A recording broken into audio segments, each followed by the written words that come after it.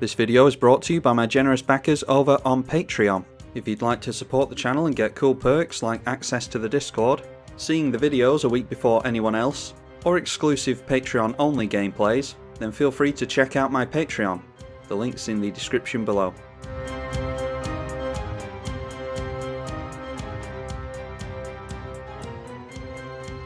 Sram, Senior Edificer versus Karametra, God of Harvests.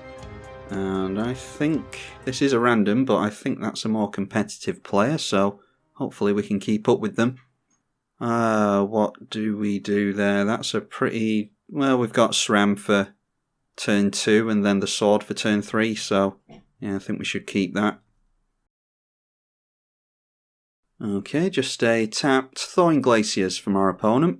Obviously looking to make lots of lands in a Karametra deck. We don't have any of our 0 mana equipments that I'm sure our opponent is very happy to see. Then going in for a Finned Horn Elves. Foundry Inspector means that we can go for play the sword, equip the sword next turn. So let's do that. We're not going to be able to get through with Sword and Fire and Ice, but we might be able to encourage them to chump with something, maybe. If they want to chump with one of their mana dorks, that's fine with me. Puts them in a tricky situation. They might as well block with one of them because we're going to shock it anyway. So they might as well keep us off card draw. They get another tap land down. And now going for Thawing Glaciers to ramp them a little bit more, so they are online for Karametra next turn. Oh, assuming that they get into a land, that is, which they've got 7 cards in hand, so I assume they will. We will draw with the sword.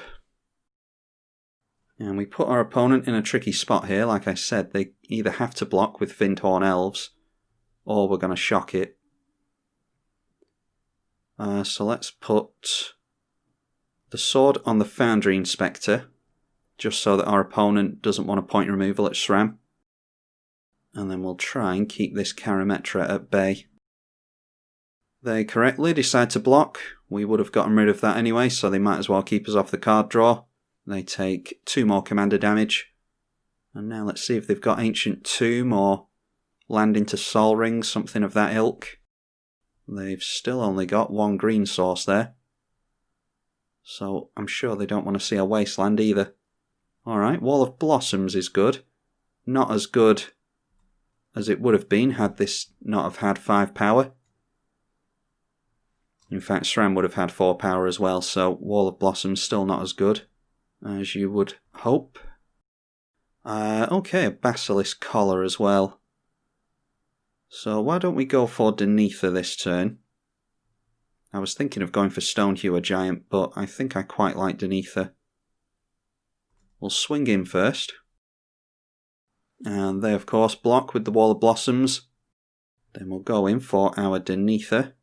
And that will make the Basilisk Collar free, which will draw us a card with Sram. And speaking of free, there's a Bonesaw. So we might as well play that and draw again. Okay, and then there's a Darksteel Mutation. I think that falls off the god once it's unanimated or deanimated, whatever the word is. So we'll have to be careful of that. Let's put the Basilisk Collar onto Denetha, just to give Death Touch. She already has Lifelink, but First Strike and Death Touch is a really good combination. Especially tied with Vigilance, we can leave her back as a really good blocker and get into the red zone. Okay, Solemn Simulacrum. So they've definitely got their commander next turn now. They have managed to stave us off at every point this entire game. Let's go in for Sword of the Animist before we swing in. Oh, and of course that costs less now, doesn't it? So let's use that floating mana and equip. And then we'll just hold on to Path to Exile. I'm not going to use Path on a Solemn Simulacrum. Sword of the Animist ramps us. So we get another Plains out with that, which is good, because I don't think we made a land this turn. Oh, yeah, I can't remember what we drew into now. I think it was that path. Short-term memory goes out of the window when I'm commentating. Okay, and then we might as well put an extra point of damage onto Denetha, because she does have lifelink and will hold up Path to Exile. And now it is Temple of Plenty from our opponent. They get to scry one with that. Followed by another wall, that is the Wall of Omens, sister of the Wall of Blossoms. And then a Heart Warden, I don't know that one. Taps for green. 2 and sack, draw a card. I don't think they're going to have the 2 mana to do that. Oh, that's interesting. It's not a tap ability, so they can tap and put its own mana into its own sack ability. Yeah, anyway, they go for Thawing Glaciers, managing to go past us on the mana front. And I think it's just a case of hold up Path to Exile and keep swinging in at them. The Thawing Glaciers goes back to their hand because they played it. They've got another green source from the temple now. We will get a card draw with Lightning Greaves. I think, yeah, not being able to untap isn't good. We need protection from their colours ultimately. Let's play the Lightning Greaves. That's free thanks to Foundry Inspector and Denetha. That gets us into Stonehewer Giant and activate Stonehewer Giant. And does it activate on itself? Attach it to a creature you control. Well, that's really good, yeah. So getting into a land there was huge. So we'll give Stonehewer Giant haste. We wouldn't have been able to attach the creature to it. Does it say target creature? Oh no, it doesn't even target, so we can get through the Shroud. Oh, and actually we could have done this in response to... Yeah, we should have done this during combat, shouldn't we? I don't often play Stonehewer Giant. We'll go...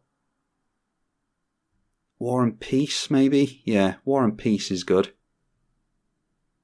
And we'll put that on to Sram.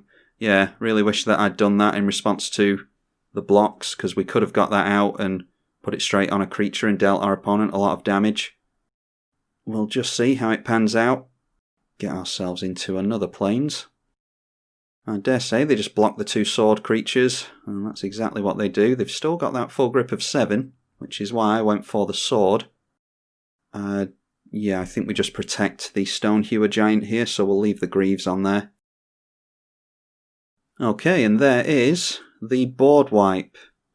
We could have dealt an extra 7 points of damage to our opponent, and they would have been at 7 there if I hadn't have messed up with the sword. Nothing has indestructible, does it?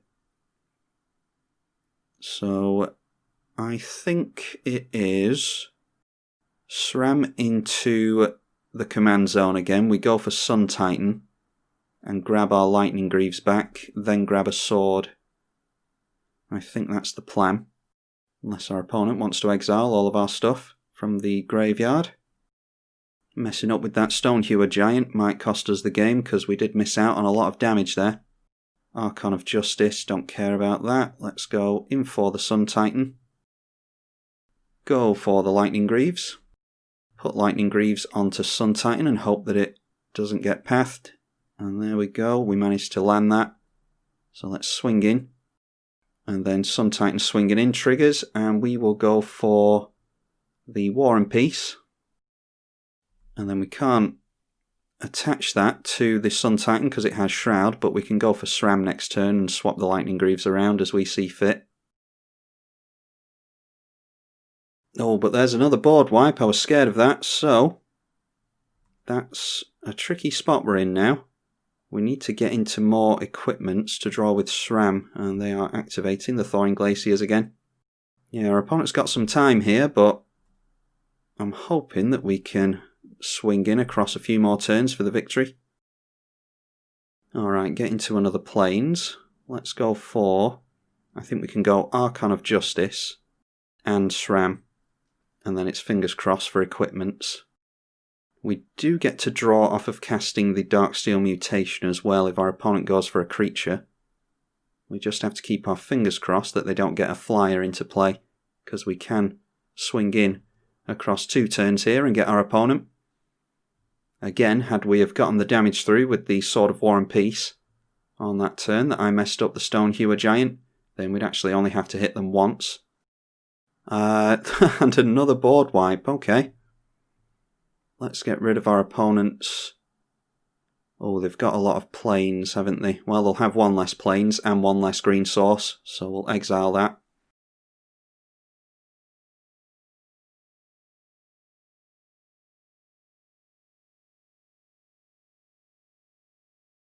Okay, Mirren Crusader might have protection from some of their stuff. Let's go Wrath of God to get blockers out of the way. And then we'll go Mirren Crusader. And hope that that seals the deal across a couple of turns as well. Unless they've got yet another board wipe. I didn't even see what they cast there. Qatar's Wrath. And you get 2 spirits if you've got Threshold. Alright, and there is the Karametra. Sram is going to be 6 to cast now, I think. They go for that Thawing Glaciers yet again.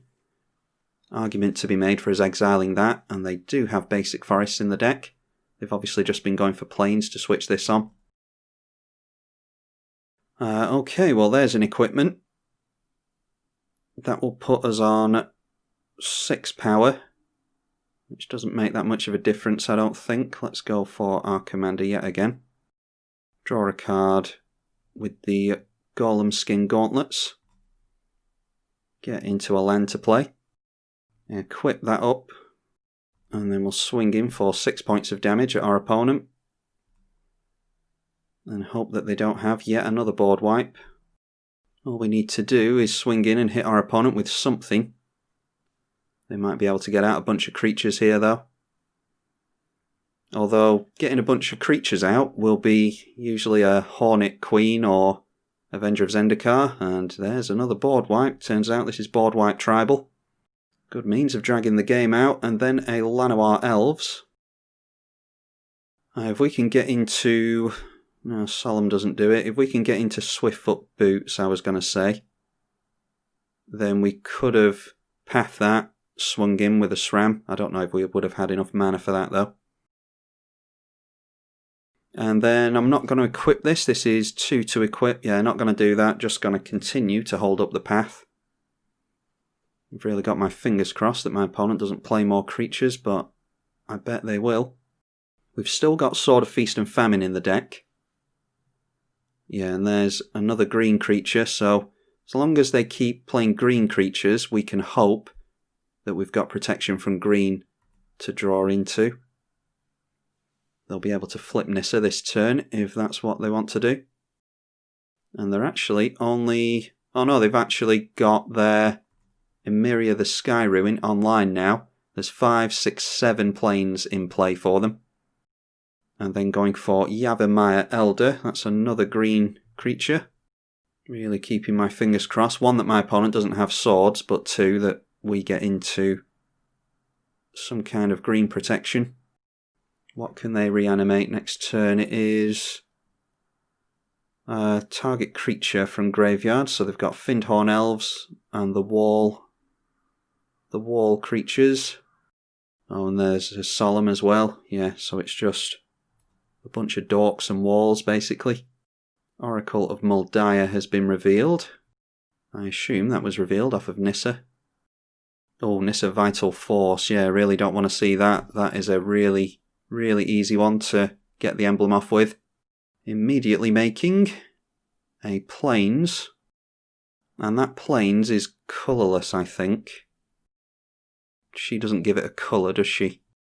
Yeah, so that's colourless. So even protection from green couldn't get us through here. We could path that still. Okay, well, a Plains certainly won't do it. Does that make things colourless? It loses all other abilities, creature types, card types. No, it doesn't affect the colour. Even so, I'm just going to put it here so they can't make more lands. Okay, Steel Shaper's Gift. Search your library for an equipment. Oh, can we afford it? That'll be 5 mana. I think we can. Let's go Steel Shaper's Gift. Go in for the Sword of Feast and Famine. That obviously draws us a card as well. Oh, and then Elspeth can give flying anyway. Our opponent doesn't have a flyer. Yeah, we might have been able to win without the path anyway, but we'll just go for that line of play. And then I think we can get through for lethal here. Yeah, they can't block with anything. All their stuff's green. We've got protection from green. So yeah, very well played by our opponent. They were on the back foot for a lot of that, but their plan is obviously to ramp into lots of board wipes, give your opponent a hard time, and then start going off with all this type of stuff. Could have won much sooner, I've said it a few times, but the War and Peace could have won us that much sooner, but that was a mistake on my part. All these little intricacies of decks I miss sometimes because I don't play them very often. Certainly don't play Sram very often on the channel. So could have won that sooner, but we cobbled it together in the end anyway. I think going for the Darksteel mutation really turned that game around for us, although we may have been able to get them anyway, thanks to drawing into Elspeth. Although we drew Elspeth after a shuffle with the tutor, I think, didn't we? Yeah. Anyway, managed to cobble together a victory, nonetheless. Hope you all enjoyed it. I'm tribalkai on the EDH channel. Thank you for watching.